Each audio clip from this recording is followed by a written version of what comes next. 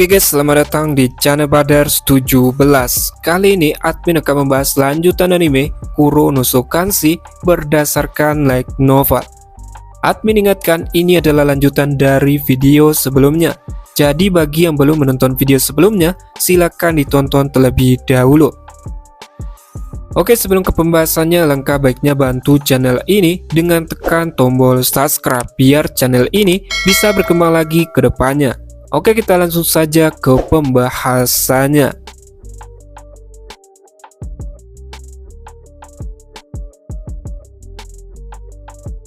Setelah Enji memutuskan untuk bergabung, mereka semua kemudian mengadakan pesta kecil untuk merayakannya, dan mereka mengadakannya sampai larut malam. Biasanya mereka memanggil Ruka dan Stola untuk bergabung, tetapi ini sudah larut malam dan mereka sudah tertidur. Sementara penjaga Stola, Wuba dan Rosalia sedang bergiliran melindunginya, jadi mereka menolak undangan Kelvin. Anggota terbaru mereka, Bintang Pesta, duduk di antara Evil dan Kelvin dari awal hingga akhir, sepenuhnya menikmati dirinya sendiri. Enji memancarkan aura ceria yang Kelvin ingat dari kencan pertama mereka. Sudah cukup lama sejak Kelvin melihatnya sebahagia ini. Sayangnya, saat-saat bahagia sepertinya selalu berlalu, dan matahari terbit sebelum mereka menyadarinya. Tapi, pertarungan terakhir Festival Raja Binatang masih menunggu Sera dan Kelvin. Jadi, mereka mengakhiri pesta pada waktu yang tepat dan bubar untuk tidur. Semua orang kembali ke kamar mereka masing-masing. Awalnya, giliran Sera dan Mel yang tidur dengan Kelvin malam ini. Tapi sifat mereka yang perhatian, Kelvin akhirnya tidur dengan Evil dan Enji. Meskipun hal itu sedikit membuat Enji terkejut. Sementara Sera menyeret Melvina yang terus berteriak kalau ini gilirannya. Kelvin sangat berterima kasih kepada mereka. Kelvin yakin itu caranya menjadi perhatian. Kelvin pun segera mengajak Enji ke kamarnya untuk tidur karena mereka harus bangun dalam 4 jam untuk bersiap-siap. Saat Kelvin sudah di tempat tidur, Evil sudah meringkuk di sebelahnya. Kelvin kemudian menepuk area di sebelah kirinya untuk Enji. Kelvin mendengar Enji menelan ludah, tapi saat itu Kelvin hanya bergantung pada seuntas benang. Tepat sebelum Kelvin tertidur, Kelvin bisa mendengar suara bingung Enji dan merasakan kehangatan yang berbeda dari Evil yang meringkuk padanya. Keesokan paginya, seperti biasa Evil bangun lebih awal dan dengan seragam mermaidnya. Evil mengucapkan selamat pagi pada Kelvin yang juga baru bangun. Sementara Enji masih tertidur lelap dengan meneteskan air liur di kedua tangannya dan bergumam pelan. Jadwal awal mereka membuat mereka bangun untuk sarapan dan kemudian menuju ke arena sesudahnya. Seperti yang kalian tahu, kalau arena Festival Raja Binatang sudah tidak berdiri lagi. Itu akibat pertarungan sengit yang terjadi semalam, sehingga tempat itu sekarang menjadi puing-puing. Kelvin tidak tahu apa yang dikatakan Raja Binatang, tapi Kelvin memutuskan untuk menerima takdir dan menemuinya. Party Kelvin akhirnya sampai di Colosseum. Mereka melihat area sekitar Colosseum dibanjiri para penonton dan tentara. Mereka menimbulkan keributan. Tetapi keributan itu juga sebagian karena massa orang yang menemukan diri mereka bergerak tanpa alasan tadi malam. Hampir seolah-olah mereka sedang tidur sambil berjalan. Mendengar keributan itu, Enji tertawa malu dengan keringat dingin mengalir di punggungnya. Itu karena Enji lah pelakunya. Enji menggunakan dupa yang mereka dapat dari Sang Pencipta. Hal itu dilakukan Enji untuk menghindari keributan yang tidak perlu. Tapi Enji tidak memikirkan akibatnya. Pencipta yang dimaksud Enji adalah Gildora. Menurut Kelvin, pria itu benar-benar tangguh. Runtuhnya Colosseum membuat pertarungan terakhir Festival Raja Binatang ditunda, sehingga Kelvin secara spontan beri semua orang hari libur, dan mereka bubar. Saat Kelvin bertanya-tanya apa yang harus dilakukan untuk hari itu, Enji mendekatinya dengan membawa Evil bersamanya. Enji meminta Kelvin untuk membawanya ke toko pedagang budak. Enji ingin Kelvin menjadikan dia sebagai budaknya. Hal itu dilakukan Enji agar bisa menambah kepercayaan antara dia dan Kelvin. Tentunya juga untuk rekan-rekannya yang lain. Apalagi mengingat Enji pernah berkhianat. Jadi hal itu akan membuat orang-orang akan mewaspadainya. Terlebih Enji mengetahui Dark sedang menguasainya pagi ini. Meskipun Kelvin mengkonfirmasi beberapa kali karena khawatir, Enji tetap yakin dengan keputusannya. Apalagi Enji di kehidupan sebelumnya sebenarnya adalah seorang budak. Terlebih, Enji mengagumi Evil. Jadi karena dia terlihat senang, Enji ingin jadi budak Kelvin. Karena Enji bersungguh-sungguh menjadi budaknya, Kelvin tidak punya pilihan lain menuruti kata Enji. Dengan begitu, mereka pergi menuju ke toko pedagang budak yang ada di luar Gaunian. Setelah mengkonfirmasi sama pedagang budak, dia membawa mereka ke ruangan tempat dia mentransfer kontrak budak ke pelanggannya yang biasa. Kelvin meminta pedagang budak untuk menggunakan kalung budak darinya. Kalung itu dibuat oleh Melvina untuk Enji, tapi sebenarnya kalung itu dibuat untuk Evil. Tapi karena Evil tidak mau memakainya dan memilih menggunakan kalung budak yang lama, maka Kelvin memberikan ini untuk Enji. Sama seperti ketika Kelvin membeli Evil, pedagang itu meminta sebagian darah Kelvin di sapu tangan, lalu mengoleskannya ke kalung budak yang telah dikalungkan di leher Enji. Dengan itu, dia melantunkan mantra dan kontraknya selesai. Enji secara resmi adalah budak Kelvin. Setelah Enji secara resmi menjadi budak, Kelvin mengumpulkan semua rekan-rekannya untuk mengkonfirmasi hal ini semua kepada mereka. Namun, hanya Dark dan Gerard yang memprotes. Akan tetapi, Gerard hanya mempermasalahkan tentang bagaimana Enji bisa jadi budak Kelvin. Sehingga Kelvin menceritakan kronologinya kepada mereka semua. Sementara Dark dia masih belum bisa mempercayai Enji setelah apa yang dilakukannya terhadap Kelvin. Tapi protes Dark segera dibalas Enji dengan sedikit menggodanya. Enji menyebutnya dengan panggilan Hak-chan, sehingga membuat Dark kesal, karena hanya orang yang diakuinya yang boleh memanggilnya seperti itu. Rion memberitahu Dark bahwa Enji melakukan itu hanya untuk mencairkan suasana. Rion mengatakan itu sambil menepuk punggung Dark dan memanggil Enji dengan sebutan Annie. Sehingga Enji memeluk Rion dan mulai menggosokkan pipinya yang merah ke pipi Rion.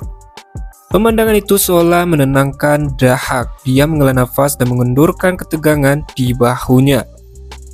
Tapi ada sesuatu hal yang ingin Dark tanyakan pada Kelvin, yaitu apa yang akan Kelvin lakukan tentang Park. Gerard juga menanyakan hal yang sama. Mereka berdua membuat hal ini adalah masalah besar, namun Kelvin tidak tahu apa masalahnya. Dark jelaskan bahwa Enji adalah seorang resepsionis kuil petualang, jadi reputasi Kelvin akan menjadi buruk jika para petualang mengetahui Kelvin menjadikan Enji sebagai budak. Ketika Dark selesai menjelaskannya, Kelvin mulai sedikit panik. Akan tetapi, Kelvin pikir Enji sudah tahu cara mengatasinya. Jadi, Kelvin memutuskan untuk menanyakannya secara langsung. Enji memberitahu mereka bahwa dia telah memutuskan untuk berhenti dari pekerjaannya di kuil dan tinggal bersama mereka semua. Lagi pula, Enji tidak bisa terus bekerja di kuil sebagai budak. Enji sudah asik mengobrol dengan gadis-gadis itu. Lebih tepatnya yang ada di kepala Enji hanya kehidupan barunya. Melvina yang selama ini diam tiba-tiba angkat bicara. Dia ingin Kelvin meminta Enji untuk memberitahu mereka apa yang dia ketahui sekarang. Sementara Elie dan para pelayan kebetulan sedang keluar saat ini. Jadi, apapun yang dikatakannya bisa tetap berada di dalam party. Kelvin mengangguk dan menoleh ke gadis yang dimaksud. Begitu Kelvin memanggilnya, Enji muncul di sisinya. Kelvin tidak berpikir dia tidak akan pernah terkesan dengan kecepatannya. Dan Kelvin meminta Enji untuk memberitahu semua yang dia ketahui tentang para utusan dan Elearis. Di sisi lain, Bal dan Survivor baru saja sampai di kuil tempat para utusan Dewi Elearis berkumpul. Mereka segera disambut oleh arbiter di saat tangannya masih di buayan.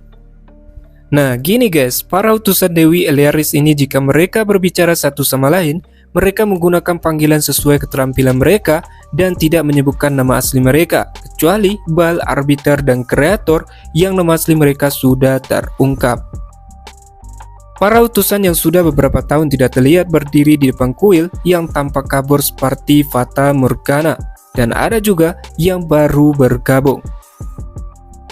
Mereka 4 pria dan wanita dan 2 prasasti yang ditandai dengan 2 dan 5 dalam angka Romawi. Yang pertama, menanggapi Bal adalah seorang wanita menggairahkan dengan dada yang melimpah. Dia dipanggil dengan sebutan Reviver. Dia menanyakan di mana NG, tapi dengan sebutan Assassin. Bal memberitahu mereka kalau Assassin ditangkap utusan Melvina. Reviver pura-pura terkesiap mendengarnya. Dia menganggap Bal dan Survivor telah menyakiti hati Dewi Learis karena berani kembali dengan meninggalkan Assassin. Bal kemudian menyuruh Reviver diam. Bal tidak terima jika Survivor ikut disalahkan. Semua itu atas perintahnya, jadi dia akan memikul semua tanggung jawab. Akan tetapi, Reviver tetap menyalahkan Bal dan menyalahkan Raja Iblis yang tidak becus membesarkan anak perempuan. Sehingga terjadilah ketegangan di antara mereka. Pencipta kursi ketiga menegur mereka, lengannya disilangkan dan mata terpejam. Pelindung kursi keempat dari tempat bertenggarnya di atas pelipis sambil mengayunkan kakinya dengan riang.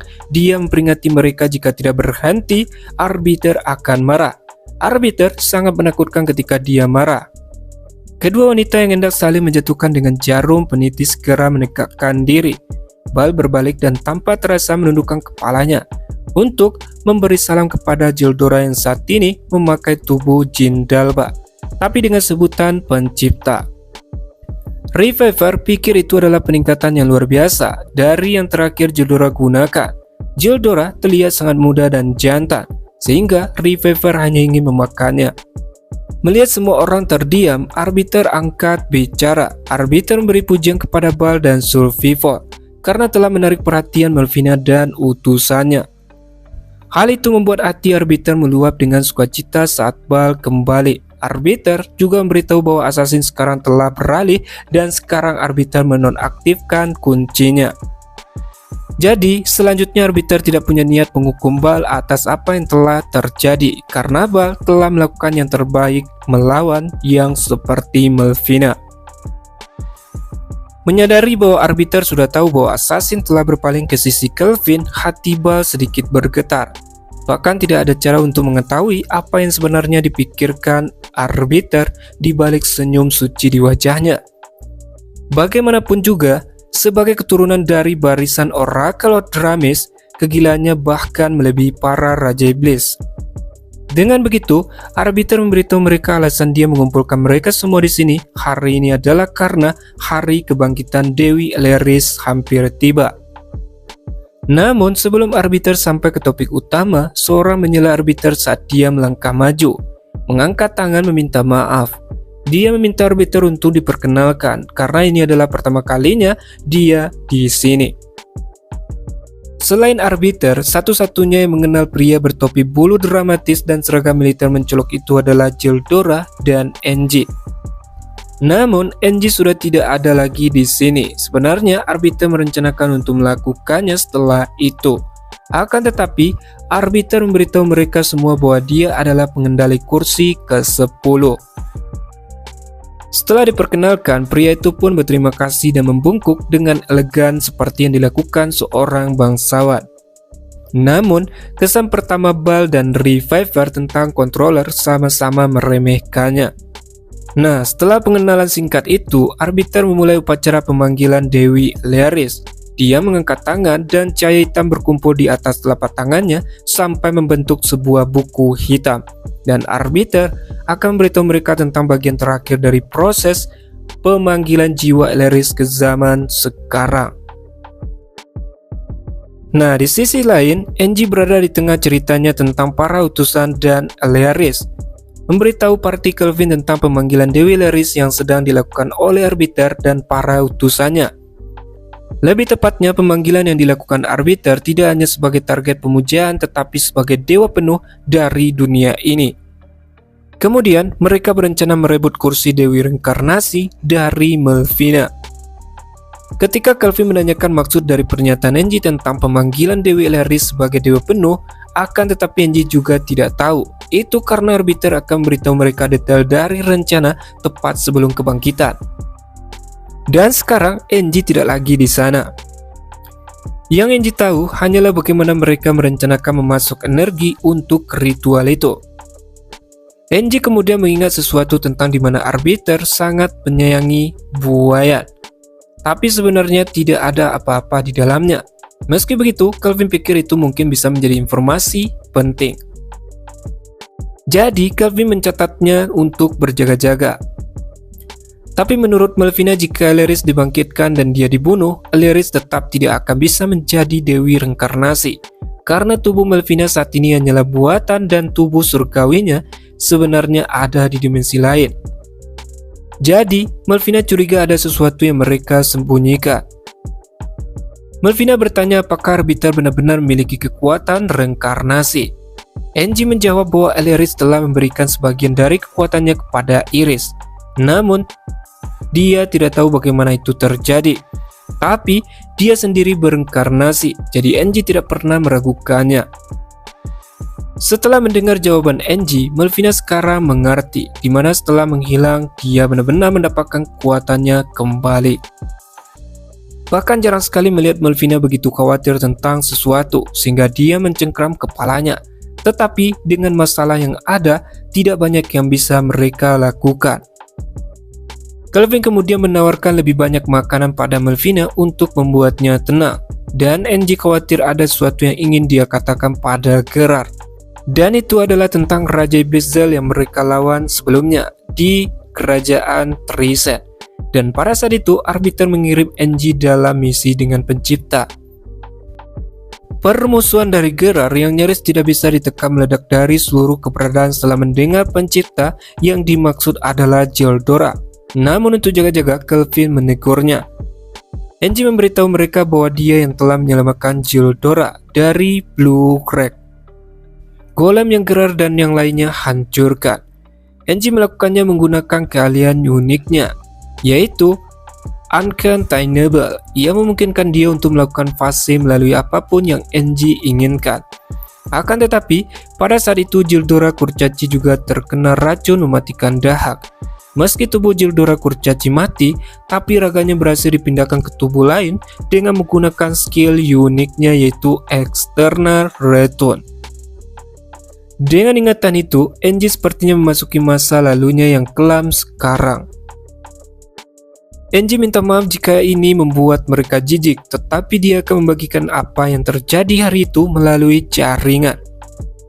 Rekaman tiba-tiba diunggah ke jaringan pengikut. Itu dari sudut pandang seorang yang membantai seluruh kelompok Ksatria dengan belati, mungkin Angie.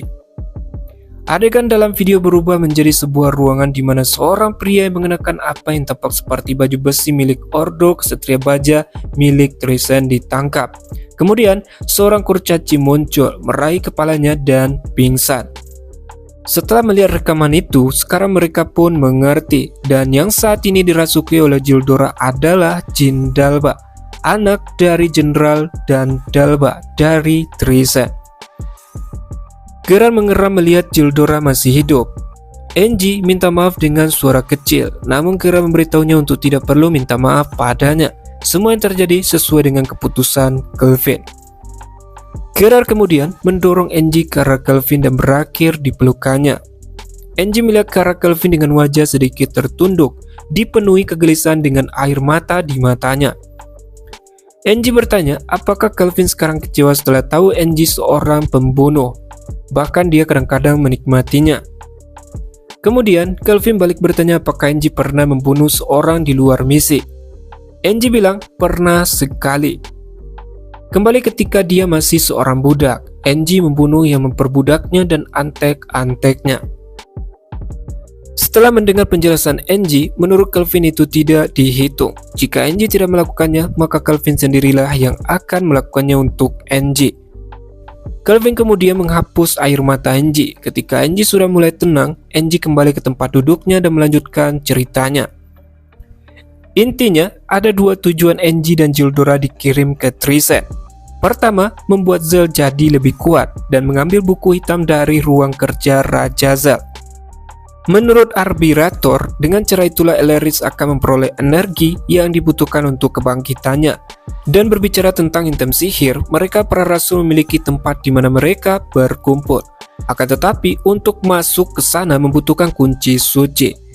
Jika kunci itu dialiri mana di suatu tempat di sekitar jembatan Crux, jembatan super panjang yang menghubungkan dua benua, itu akan memindahkan mereka ke sana.